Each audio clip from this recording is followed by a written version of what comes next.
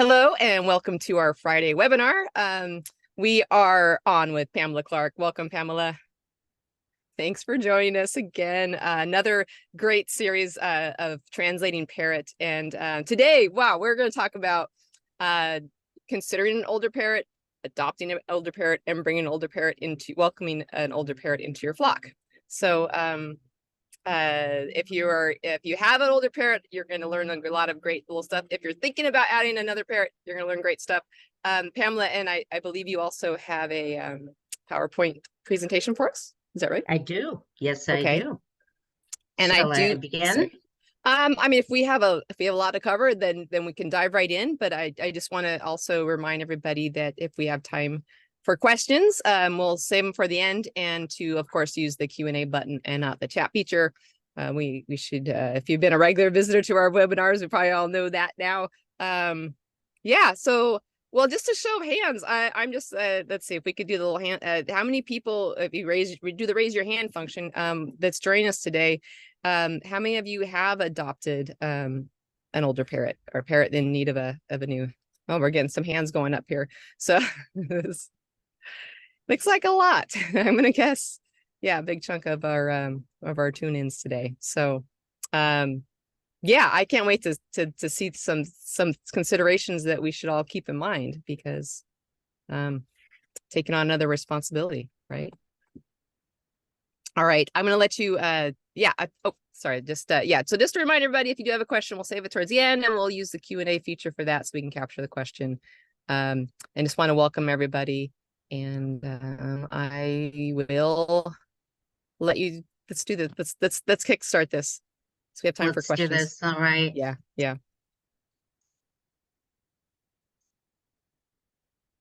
Yeah, this was supposed to be up at the beginning, but let's see. Okay, from the beginning.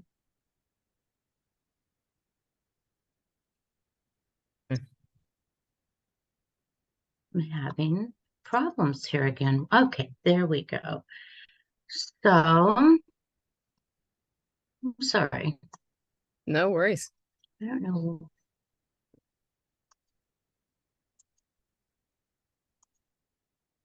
Well, there we go. Yay. Okay. All right. Well, thank you. Thank you, everybody, for being here today. And thank you to the Lafeber folks for having me back. Today, we are going to speak about the adoption of an older parrot. How do you choose one? What species are you going to choose? How do you even find that species? And then how in the heck do you bring that bird home in order and incorporate them well and without too many problems into your life or your existing flock? So for just a minute, I want to talk about the definition of older. I want to be clear that I am not talking today about just old parrots. I'm talking about adult parrots. So the hallmark of an adult parrot would be that they are sexually mature. So for the smaller species, that might be as young as 12 months. For the larger species, large macaws and cockatoos, that might be anywhere from 6 years on up. So why do I include so many in this category? Simply because the challenges that you're going to face, they're going to be the same whether that parrot is 4 years old or 40 years old. Now, I realize if you're adopting a first parrot, it may seem easier to get a baby, but it really is not. Babies need so much guidance. I don't really think they should be raised by people who work full time. You know, if you look at a parrot and the fact, like this little African gray here, he could live to be 50 years old, right? So what about a person who lives to be 50 years old? You wouldn't put that person in a room alone for 8 hours a day if you wanted him to learn everything that he needed to learn once he was an adult. So it is very similar with companion parrots. They need a lot of guidance, and that is a big onus on you a parrot owner. So it's just so much easier to not have to go through that. Further, I want to tell you the current state of breeding methods is deplorable. It is far worse than it was 20 years ago. Some of the practices currently in use that I have direct knowledge of are tragic. So we simply cannot find a well-raised baby parrot. That's part of it. Weaning trauma is very common. I am re-weaning a 4-year-old cockatoo with her owner right now because she had weaning trauma when she was adopted and it wasn't realized. And this is not the first parrot in a caseload that I have helped in this way. Furthermore, wing trims, breeders are recognizing the fact that people now want to adopt flighted parrots. But most breeders, they don't know how to fledge a baby or deal with it once it has learned to fly. So they will tell you that they will not trim wings, and then they do it at the last minute and they make some excuse about it. So it just, it's just much better to adopt an older parrot. There are lots of advantages to that. They're past the baby stage. They're a lot more fun, believe it or not. And it can be a very sweet process of finding out who a bird is. I have taken in so many birds over the course of my lifetime into my home, and I've always looked forward to it. It's just so much fun, to figure out the things they like, the things they don't like. And you're also going to learn a lot more about an older parrot because you're not likely to get a plug and play parrot, right? Whatever parrot you adopt may need a little motivation to step up better. Or maybe, they just eat one food and you want to expand their diet a bit. That's going to require learning. But here's the take-home message. Many have no problems at all. It is not true that parrots are always relinquished because of behavior problems. There are many people whose lifestyle choices require that they place parrots, and I am one of those, and I will share with you my stories as well. And then lastly, you've saved a parrot. Have you saved a parrot from death? No, but you've saved a parrot from being adopted by someone less knowledgeable than you, right? You're here in this webinar. So if you go out and adopt an older parrot, you've saved that bird from somebody who wasn't at this webinar and may know a whole lot less. So when you start thinking about what parrot you're going to adopt, I want you to think expansively. Don't be in a hurry to make a choice, because realize also you may very well be upsetting the apple cart. If you have birds at home already and you're going to add in another parrot, that's going to upset the apple cart. Believe me, because the social dynamic in a household always changes when you add a bird or when you have a bird leave. So what doesn't matter in your thinking about what parrot to adopt? Your experience with parrots. That doesn't matter. If you want to adopt a blue and gold macaw, you go out and adopt a blue and gold macaw, and then you get professional help from someone who can help you learn the ins and outs of a large macaw. It's really their size and their physicality that makes the difference. You just have to learn, don't bang the big macaw's tail on a perch when you're moving them. But their aggression issues aren't going to be any more severe than the aggression issues you might have with a green cheek conure. So the size of the parrot doesn't matter. The size of the beak doesn't matter. Also, what your friends think doesn't matter, or what anybody on social media thinks doesn't matter. What will you consider? I suggest you consider the species of the parrot, the bird's age, likely compatibility with the existing flock, the bird's flight skills, the individuals and the species degree of forwardness, meaning how bold they are, the bird's previous pair bonding status, and we'll talk a bit about risk factors as well. So I want you to research your favorites. We all have intuition. Nobody talks about it anymore, but we all do have intuition. And if you feel drawn to a particular species, then by all means, those are the species that you should research. If you are trying to figure out what a particular species is like, please do not believe anything that you read on social media forums. And I'll give you a good example. If you go on a social media forum about cockatoos, you're going to learn that cockatoos are needy. They need lots of holding, lots of attention. They need cuddling. All of those things are wrong. All of those things are destructive to the bird's quality of life. So that's what I mean. I mean, you're not going to get information that's a little bit wrong. You're going to get a completely wrong opinion or perspective about what this bird is like. New World parrots are very different from Old World parrots. The New World, for those of you not familiar with that terminology, is considered to be North, Central, and South America. The Old World countries are going to be Europe, Asia, Africa, Australia, and others in that realm. The Old World parrots tend to have body language that is less easy to catch, less easy to interpret.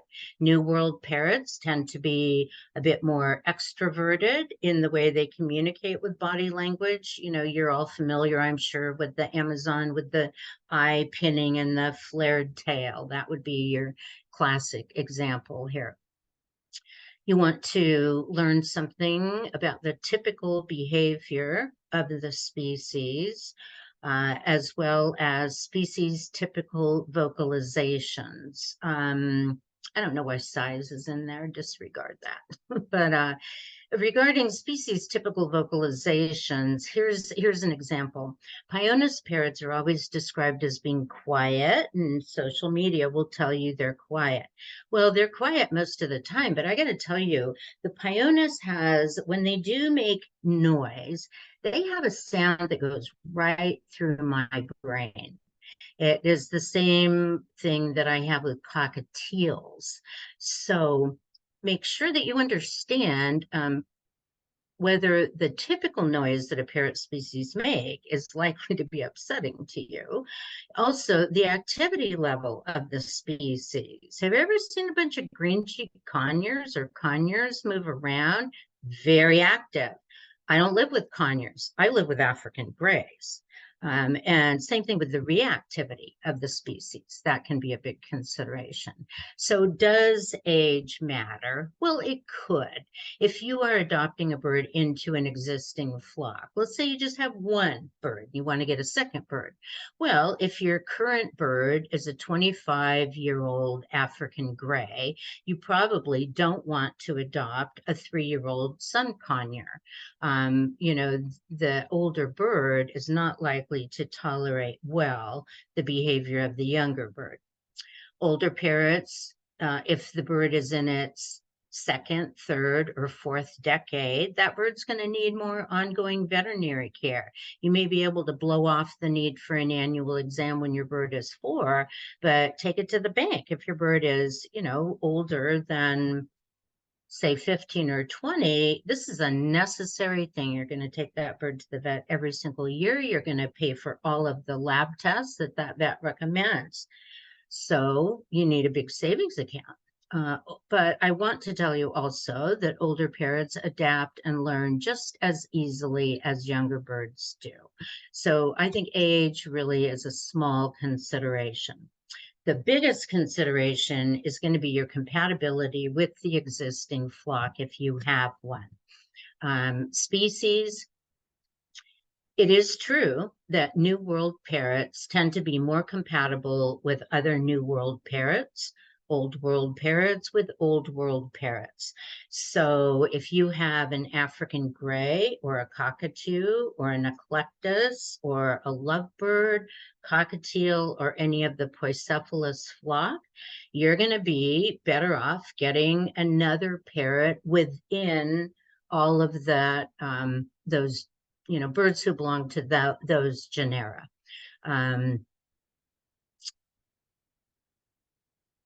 Also, the gender of the bird is going to be very important because species differ in the strength of the pair bonds that they form.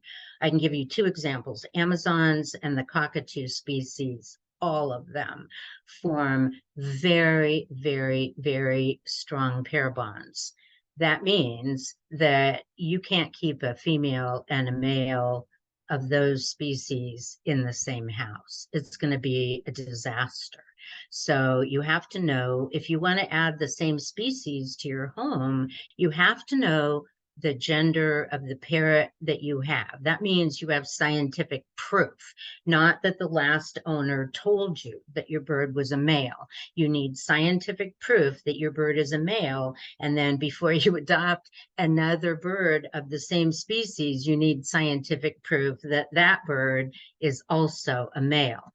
Two male Amazons, they'll do great together, but not necessarily a female and a male. Well, they wouldn't. It would just be, like I said, a disaster.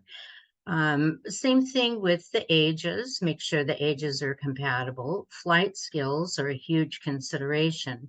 If you have a bird that is currently clipped and is not a candidate for flight, it may not be a good idea to adopt a flighted bird because that flighted bird will be bolder and likely to bully the bird that doesn't fly. Same thing if you adopt a bird with a greater degree of forwardness. You also, if you're able to, want to know the status of pair bonding that bird has experienced in the past. It is the social norm for people to have pair bonds with their parrots. I think that 99% of all of the clients currently or that I've ever had, they have had pair bonds with their parrots because social media tells us that we should have our birds on our shoulders. Plus, if we get sad and lonely, we like to cuddle with our parrots. And those activities are the activities that will create a pair bond. So here's what happens though. If a bird has had a pair bond in a previous home and you adopt it, that bird is going to do his level best to recreate that type of social connection with you. After all, it's all he knows, right? You know, parrots are very social creatures. People are very social creatures. Parrots are relational. People are relational. If you teach a parrot that this is the kind of relationship that you have, and these are the behaviors that are appropriate within the context of that relationship, then that's all the bird knows. And maybe you adopt him from an adoption, rescue and adoption organization. They might not have even known anything about that. But then when you get home, you're going to find that new parrot is a whole lot friendlier to you maybe than to your partner who is a different gender than you are. So you have to prevent the replication of that pair bond. You're going to have to be very vigilant and resist the advances of that bird. That means no shoulders, no cuddling, no laps. I mean, you shouldn't be doing that stuff anyway, but especially not with a bird who has been pair bonded previously in the past. And in terms of risk factors and health considerations, this is really within the veterinarian's purview, but I did want to say just a couple of things. This is just largely a matter of assuming risk. And everybody is different in regards to that. Some people are not comfortable with risk at all. They're the ones cutting the fresh branches into 12-inch lengths and baking them in their oven after they disinfect them.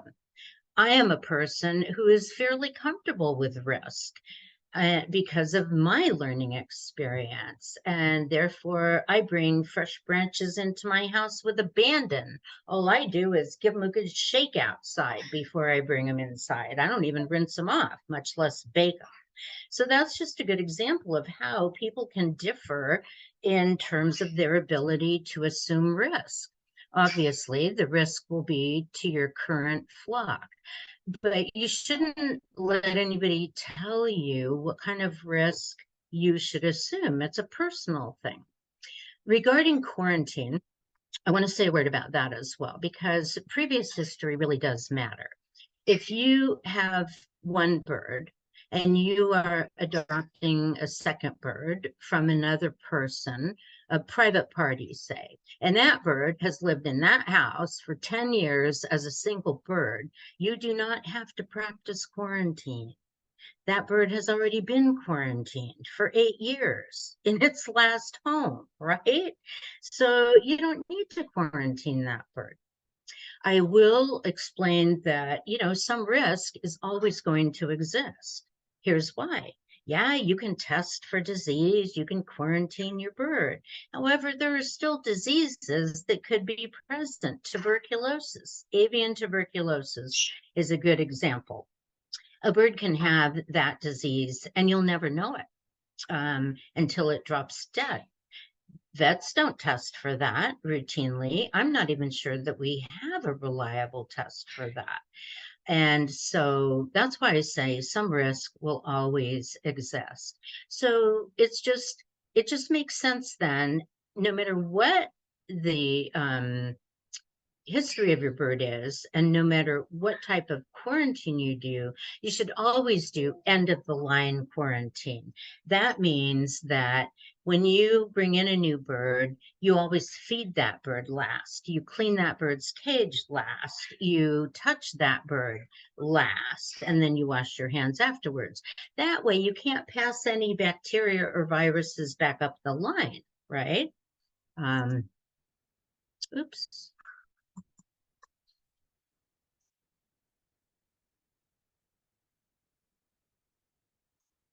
Which way am I going? There we go. Now we got it back. Sorry, everybody. Okay, adopting fully flighted parrots. Never, read that. Never, ever adopt a bird, bring it home, adopt a bird that can fly, bring it home, and clip its wings. If you do, I will come after you. That is not an ethical or acceptable thing to do. So if you want to adopt a flighted bird, then you're going to have to do some research and you're going to need somebody who is experienced with flighted birds to help you out here. So talk to those who do it successfully. On my blog website, I have a series of 6 blog posts. The first one talks about the history of humans, parrots, and flight. The second one talks about the benefit to parrots of being flighted. The third is about the benefit to you of living with a flighted bird. The fourth just leads you through making the decision, how to make it. The fifth is called Cooperative Living with Flighted Parrots. It tells you how to set your habitat up and what training to do. And the last one is about how to keep your flighted birds safe. You will need to set up a habitat that is a bit more extensive than you might for a bird with clipped wings. You're absolutely going to need to learn to use positive reinforcement to guide behavior.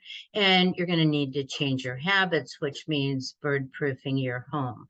I cannot tell you the number of people I've listened to quite patiently who want to tell me with a lot of angst about how their bird chewed their remote up. Well, you know what? That bird is just doing what birds were born to do. If you have a remote, that's your problem. You go put it somewhere else.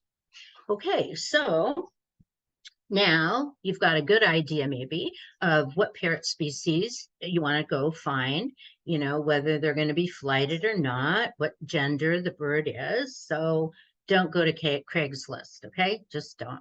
There are a good number of people who have learned to adopt parrots and resell them on Craigslist. So you don't know what you're getting. Parrot stores, no. Too much risk of disease transition. Adoption organizations are your very best option unless you've got a network, maybe. So you can go to your vet clinic, say, hey, I want to adopt another bird. Let them know, because I got to tell you, when I was working as a vet tech, every other week somebody wanted to give a bird up. And a good vet clinic will keep track of those connections. So you can try and make connections like that.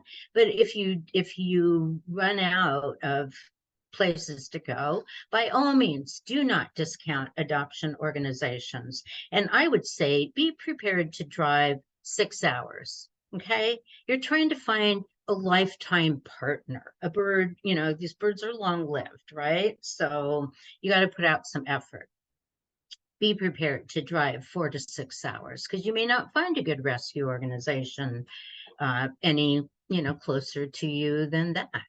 You can, here's an idea, you could make a weekend of it. You could drive once you've adopted or once you've identified the parrot you want to adopt, you can drive there, visit, formalize all the adoption, check into your hotel, have a nice dinner, maybe some wine, sit in the hot tub, go back the next morning, adopt your parrot, and bring him home.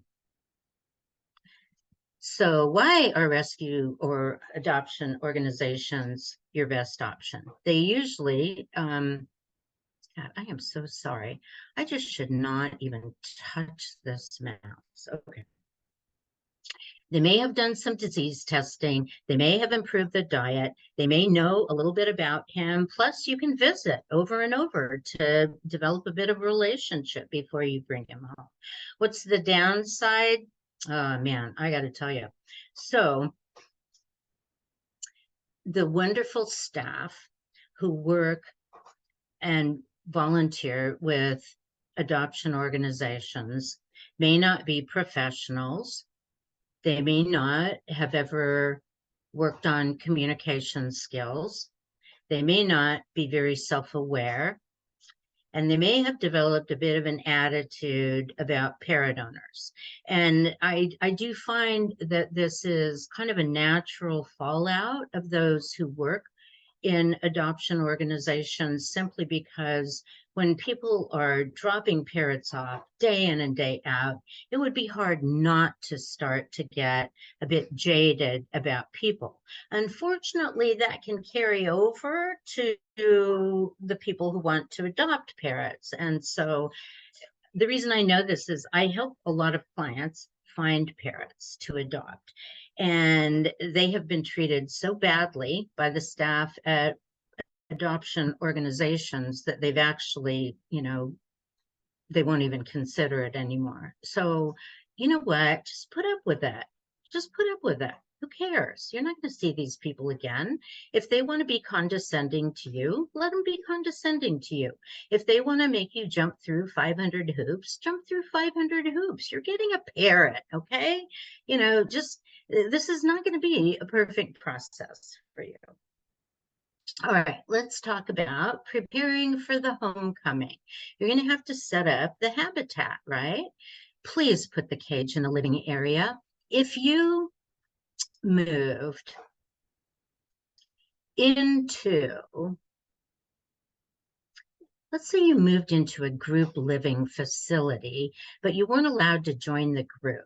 You were just made to stay off in a room where, you know, you just saw people walking past. They might come in a couple times a day. You might be able to come out. That would be very difficult for you because it would create a lot of insecurity, not knowing what to expect. If you put your bird's cage in the living area, he becomes a part of your life and a part of your family. He knows you. He knows what to expect from you. Regarding distance from existing parrots, do not assume that parrots are going to be friends. Do not assume that parrots want to be next to each other. Most of the time, they don't. My pair-bonded African grays, I hardly ever see them close together. I might see that for 10 minutes twice a week.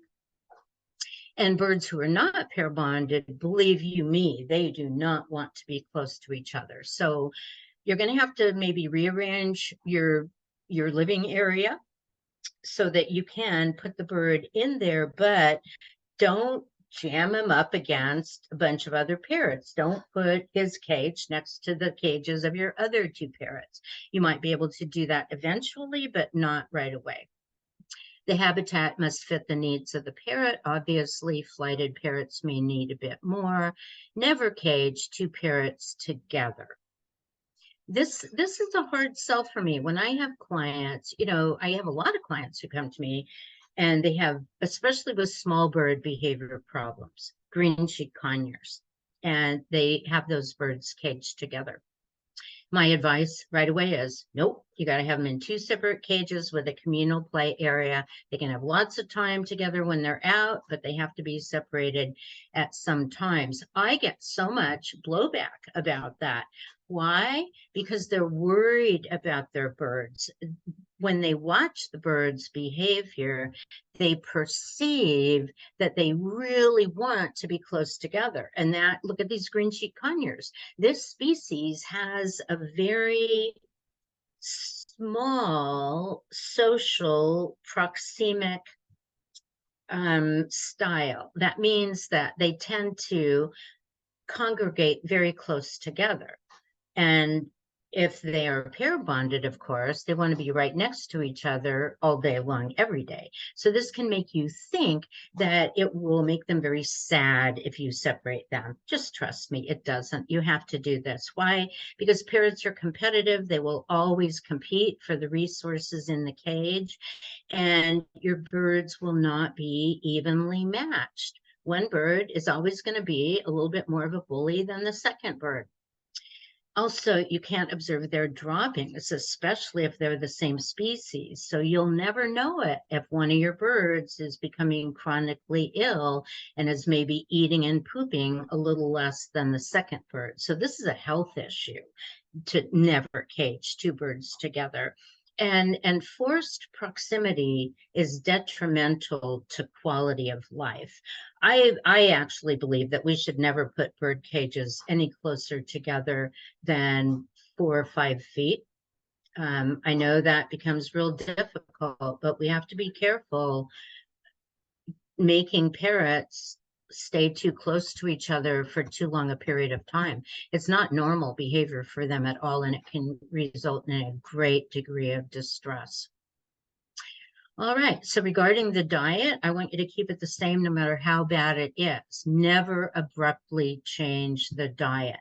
So know what the bird is eating.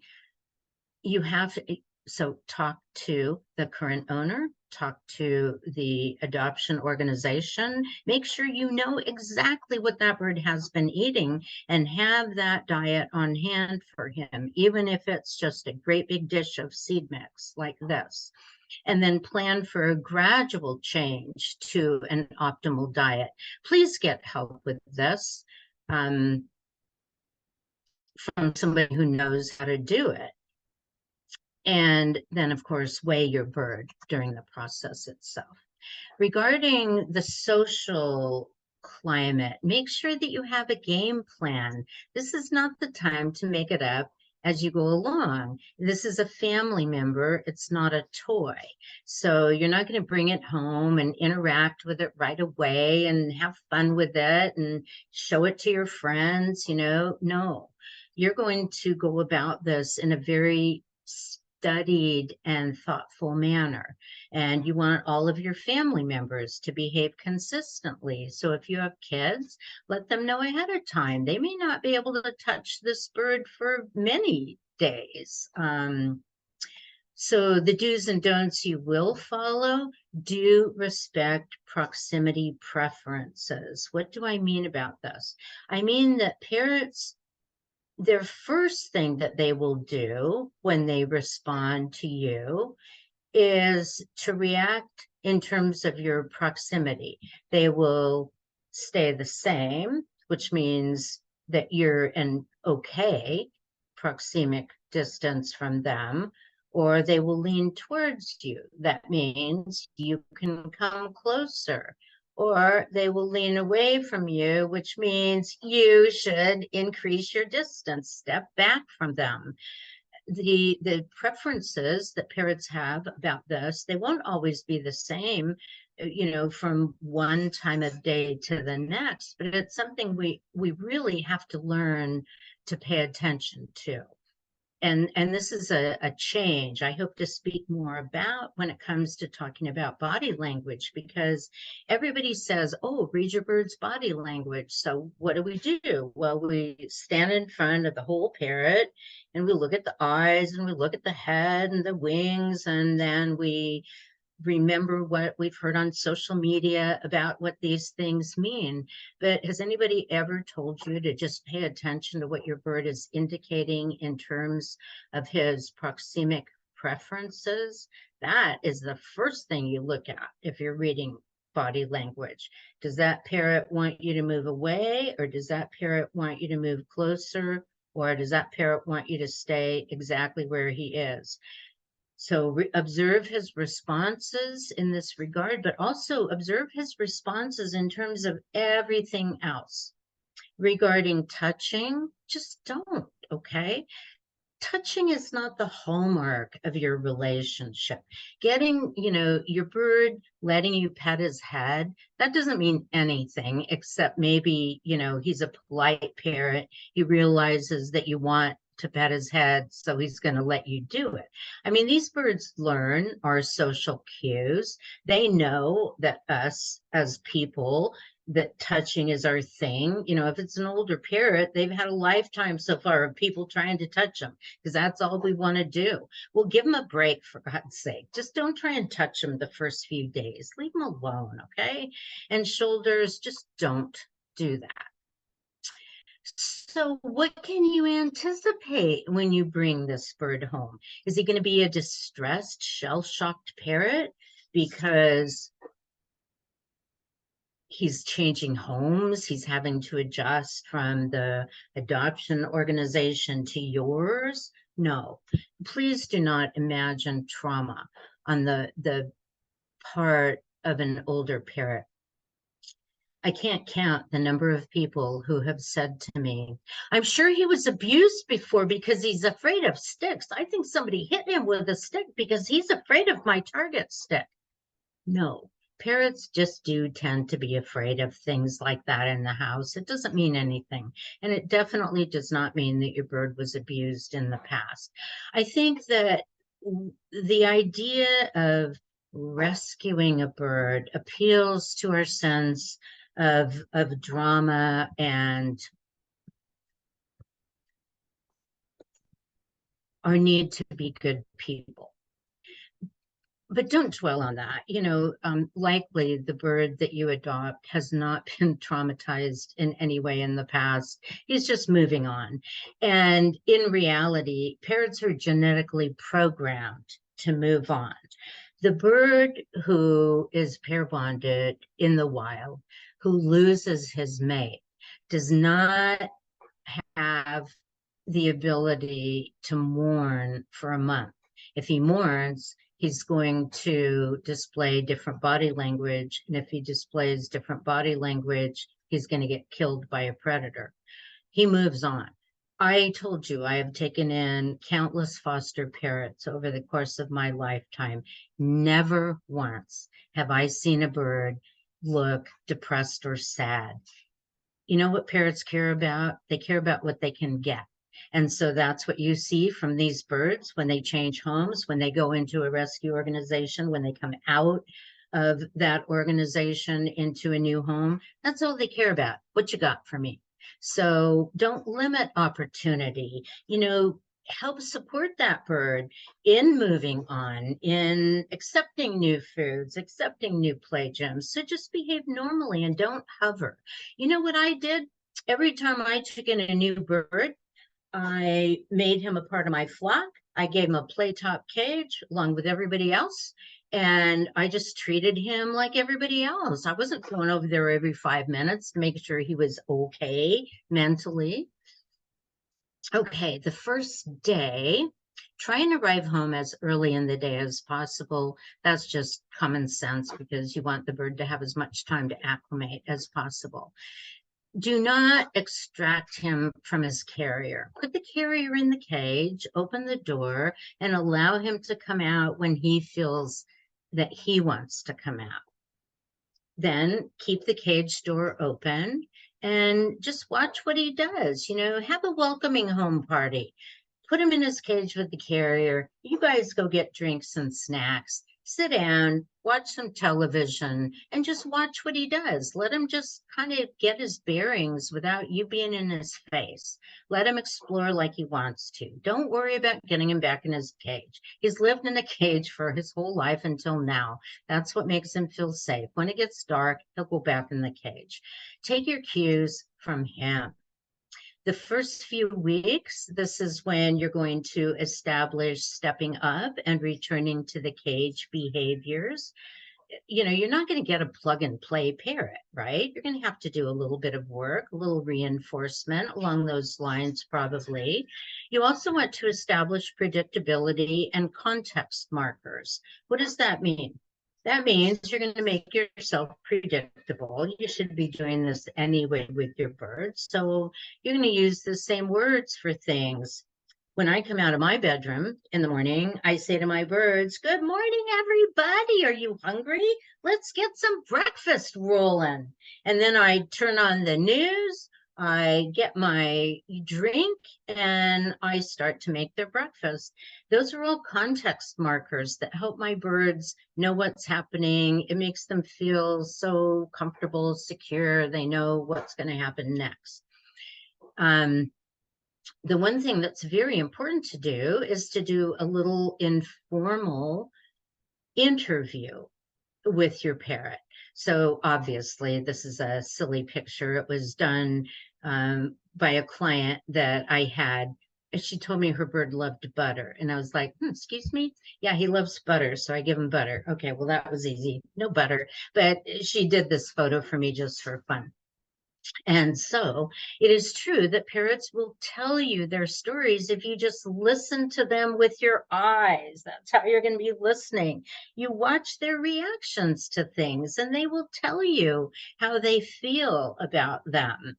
And so whatever you're eating, I want you to show it to the bird. If you get crackers, I want you to have the cracker container out there, the cracker box. I want you to eat a cracker, and I want you to look at what the bird does. If he looks at you like, "Oh my God, crackers, I want crackers," then crackers may not be a good reward to teach behavior, but at least you have one. So you're going to try and figure out what the bird likes food-wise, as well as how he feels about other things. And then do not introduce him to your existing parrots. Don't ever do this. Don't ever put two parrots on a play stand. If your birds have clipped wings, then keep them separate. Period. End of subject, always. If they can fly, then let them negotiate their relationships on their own. All right. So what can you expect? Continuing on, when I talk about the honeymoon period a bit, that term used to be in constant use a while ago. Now when I use it, it's a head scratcher. What it refers to is this: behavior is tied to environment. So when a bird changes homes, his normal, natural behavior will be suppressed for a period of time. So as much as you're doing your informal interview, you really will not know the whole parrot you have. You won't know all of his behavior until he's been with you for enough time to emerge from this honeymoon period. If it's one of the New World parrots, maybe 3 months. If it's a cockatoo, 6 to 12 months. Same thing with an African gray, although more towards the 12-month end of things. Although obviously the degree of rapidity within which they acclimate to your environment is going to depend a lot more on learning history than anything else. So if you've got a single African gray who hasn't been exposed to much in his 12 years, it's going to take him 12 months to get used to your environment. And realize also that the behavior at the adoption organization may also not be the sum total of the behavior that you get, because, like I say, behavior is tied to environment. The behavior of an adoption organization, if they are in a facility that has a lot of birds in it, that's so completely different that the behavior that the bird displayed in the home of origin may not be seen again until it gets into its next home where the social situation is more similar again. But don't worry, just observe and analyze the bird's behavior. During the first 6 months, you're going to complete your diet transition. You want to teach that bird targeting and teach him stationing, allowing him to be within the same room as you, keeping his proximity preferences in mind. Learn the best ways to introduce enrichment to this particular bird, and then observe and support his bathing preferences. This is my Amazon Harpo. He was a bathing fool.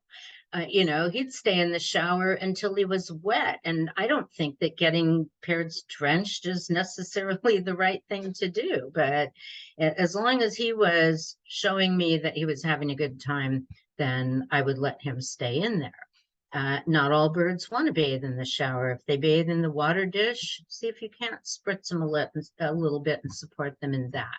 And always, always, always use respect in handling. What does that mean? That means accept the no, right? If you go up to a bird and ask him to step up and he doesn't want to, you don't step him up. You respect his choice. And over the long run, continue with consistency, continue training, work on tricks, carrier training, interaction with enrichment, being able to enjoy natural behaviors. Boy, this is an area where we have so much room to grow. I've been looking at how birds use their beaks. I've been looking at how birds drink. Do you realize that Moluccan cockatoos drink differently than African grays drink?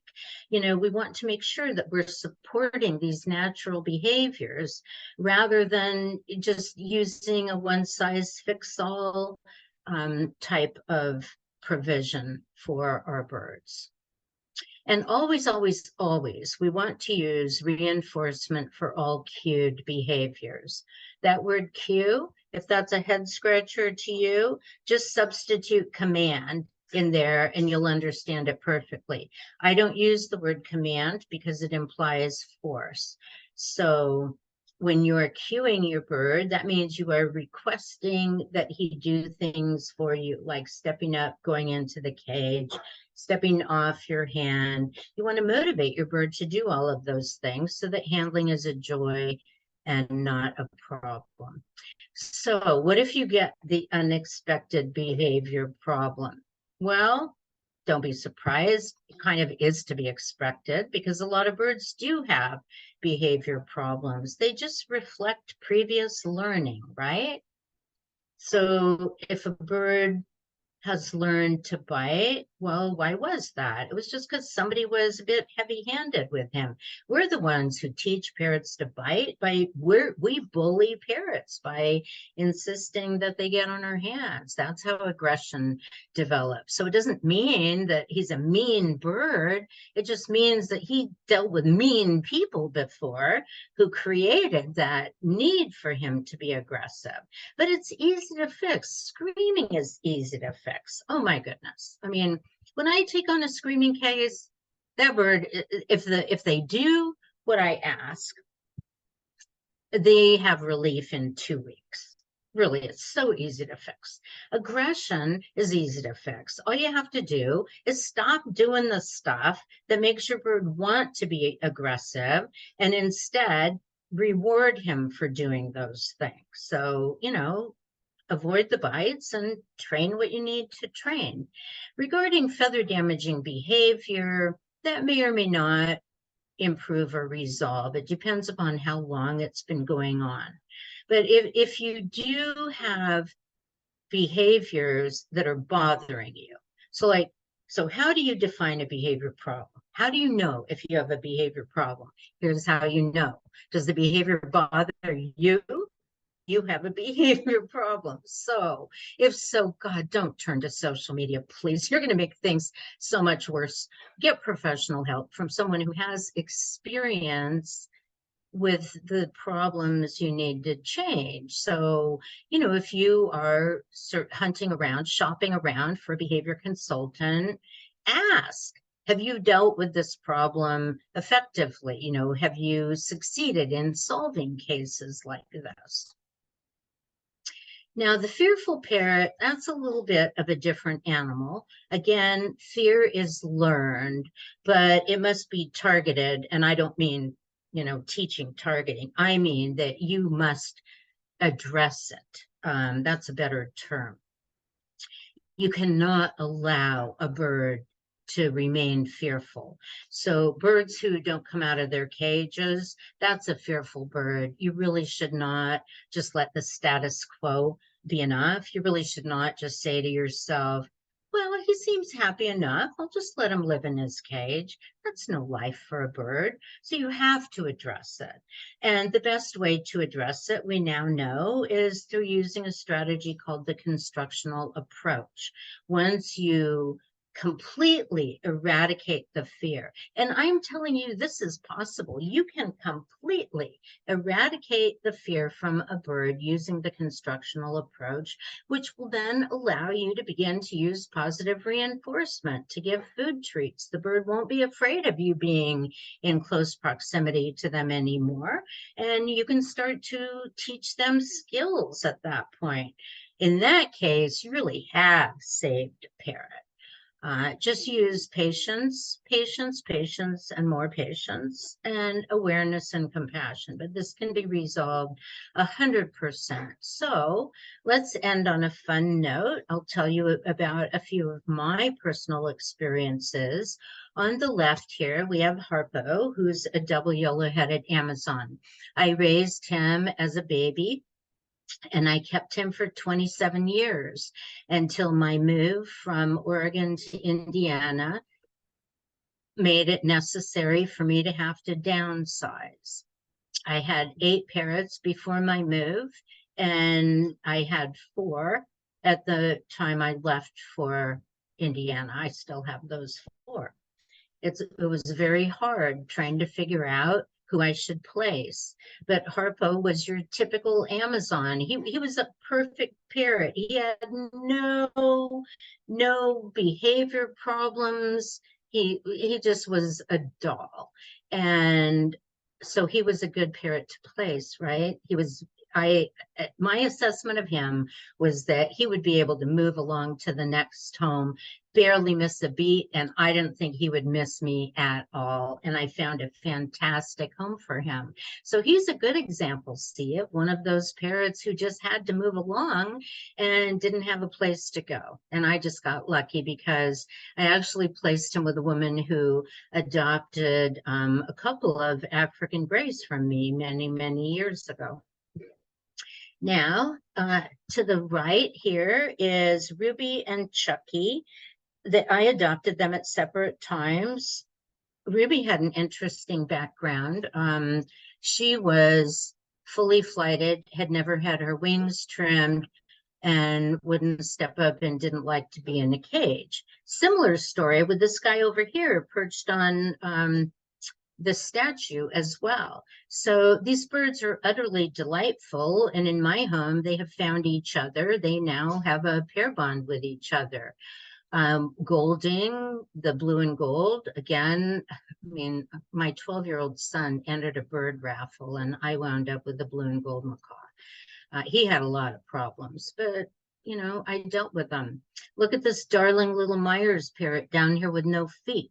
That bird could fly like the wind and land on my pot rack that was all of 1/8 of an inch thick. So don't be afraid. Don't edit your responses or your desires. The right bird out there, or the right bird is out there for you. That's what I want to say. I guess I'm running out of time here, and I don't want to go over. So I'll just move along. So adopting older parrots is a ton of fun. It's going to be a lot more fun if you get guidance from someone like me who can help you through it. I do this a lot, help people identify the next parrot, adopt it, bring it home. Changing behavior really is not difficult, so don't worry. Don't be shy about adopting a bird who might be aggressive or have a screaming problem. Diet transitions are not impossible. And think about this, we shouldn't really be keeping single parrots in our house. Maybe you have to, maybe you just desperately want to, and I'm not going to criticize you for that. But if you think you might have a spot in your home for a second parrot, please get one. These are flock animals after all. Thank you so much for listening to me today. I very much appreciate it. The end. All right. Well, you timed that perfectly. That was great. Thanks. That was a lot of territory to cover, and we did it. So, or you did it. We did. Thank you. Thank you. Wow. Okay. So so we're kind of nearing the end. Let me see if anyone has a quick question. We'll see if we can get to that. I have to show you this though. I'm gonna try to do a screen share real quick. Okay. And I'm sorry, it's just a little social media little thing that's kind of cute. So I'll wait for that. I'll let me see if I can get that going. Not sure if my sound will work, but so it is this kind of season coming up. And yes. Oh, that's so cute. They got there, but there's more. We've Lafeber this for Halloween. They've got a oh gosh, it just come on, a Halloween bundle, and so it's a little fun pack of the foraging kit, popcorn, nutri-berries, so you can watch a scary movie with your parrot. As well as the hot item that's fast off the shelf in the warehouse here at Lafeber is the banana nutri-berries in the collective tin. So just thought I would share that real quick. Hopefully people are planning some safe and sane activities with their birds. Halloween. I mean, what do we have to worry about Halloween here coming up? You got all the decorations. You've got all this stuff that could potentially be good for your bird, right? Like. You know what? I will give you a tip. The best Halloween treat for your bird is this. Go to the store, buy a sugar pumpkin, cut it in half or quarters, leave the seeds in there, put it on a food skewer facing up, then take a half a pomegranate, put it on the food skewer facing down. And so the parrot will have to chew into the pumpkin and the pomegranate skin in order to get to the reels. And they have a ton of fun. You won't cleaning it all up, but I got to tell you, it's a blast. Oh, that's great. And if you're going to be in costume, if anyone's going to be in costume, we need to be a little careful around our birds. Like if you're walking out and like full on, like mask, something scary, they might not know they might not appreciate that. If you got to be careful going up to them, right? Absolutely. Well, I would be careful even wearing a mask in the house. Yeah. Parrots become especially frightened when people change their appearance. If you wear fingernail polish and you change the color, like if you go from a natural color to a dark color, or if you have long hair and you abruptly cut your hair off and you have short hair.